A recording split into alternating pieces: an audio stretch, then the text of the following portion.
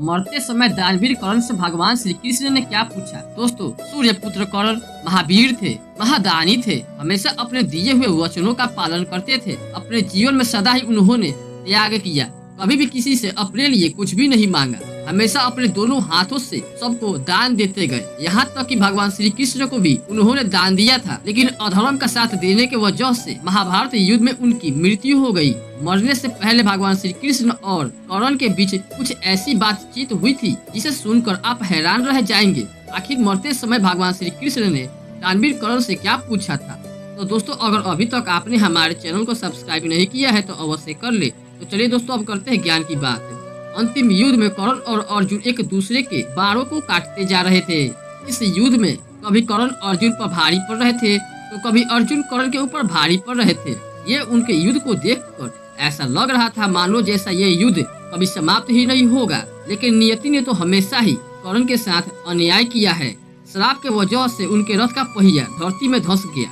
वो अपने विद्या भी भूल गए और इस मौके का लाभ उठाकर अर्जुन ने अपने अंजलिक बाण से कर्ण को धराशाही कर दिया। कर्ण को ऐसी हालत में देखकर भगवान श्री कृष्ण को बेहद कष्ट हुआ और वो रो पड़े, क्योंकि कर्ण भले ही अधर्म के पक्ष से युद्ध कर रहे थे, लेकिन वो सदा ही धर्म के मार्ग पर चले थे।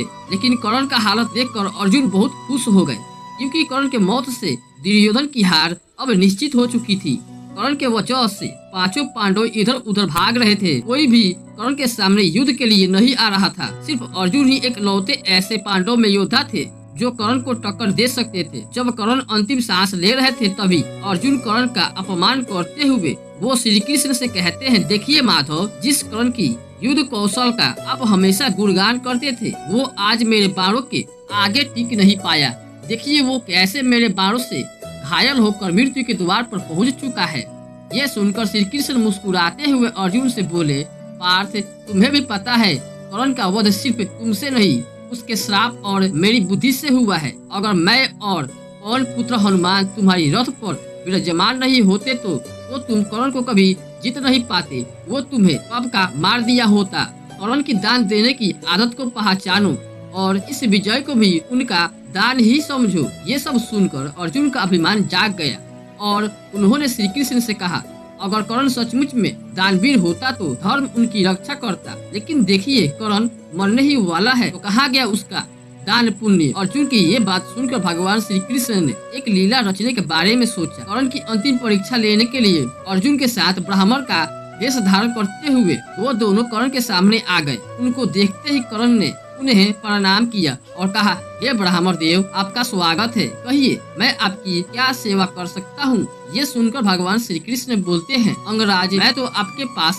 दान की आशा लेकर आया था, लेकिन मुझे आपकी इस स्थिति का ज्ञान नहीं था, इसलिए मैं यहाँ से खाली हाथ ही लौट रहा हूँ। दोस्तों, कर्ण अपने द्वार से किसी को भी खाली हाथ लौटने नहीं देते थे। अपने अंतिम क्षण में भी दान देने से कर्ण पीछे नहीं हटे। उन्होंने पास पड़े हुए पत्थर को हाथ में लिया और उससे अपने सोने की दांत पर प्रहार किया और अपने उस सोने की दांत को तोड़कर ब्राह्मण को देते हुए कहा, हे ब्राह्मण देव, अब मेरे पास दान देने के लिए इतना ही है, आप कृपया इसे स्वीकार कीजिए। महादानी कर्ण की दानशीलता को देखकर ब्राह्मण रूपी अर्जुन की आंखें नम हो गई। इसके बावजूद भगवान श्री कृष्ण ने फिर से कर्ण की परीक्षा लेने के लिए उनसे कहा, हे कर्ण, आपका ये दान तो खून से लथपथ और अशुद्ध है और एक ब्राह्मण को ऐसा स्वर दान करना उसका अपमान ही है। मैं इसे ग्रहण नहीं कर सकता। ऐसे में बुरी तरह से घायल कर्ण बड़े ही मुश्किल से हिलते हुए पास रखे धनुष बाण उठाकर वरुणा अस्त्र को चलाया। उससे जल की वर्षा होने लगी। उस पानी से दांतों को धोकर पूरी तरह से शुद्ध करके वो ब्राह्मण को अपने स्वर दांतों का दान देते हैं। महादानी कर्ण की दानवीरता को देखकर श्री कृष्ण और अर्जुन हैरान रह गए। इसलिए श्री कृष्ण और अर्जुन ब्राह्मण का रूप छोड़कर अपने असली रूप में आ गए। भगवान श्री कृष्ण ने कर्ण से कहा, हे महादानी कर्ण, मुझे इस बात में तनिक भी संदेह नहीं था कि तुम किसी को भी खाली हाथ नहीं जाने दोगे। तुम्हारे जैसा दानी आज से ना पहले कभी हुआ है और न ही कभी होगा। हे कर्ण, तुम्हारी दानों के लिए पूरे संसार में तुम्हारी कीर्ति सदा के लिए अमर रहेगी। दोस्तों, कर्ण की इस दानवीरता के बारे में आप क्या कहना चाहते हैं? कमेंट सेक्शन में कमेंट करके अवश्य बताएं। और वीडियो अच्छी लगी हो तो वीडियो को लाइक करें, चैनल को सब्सक्राइब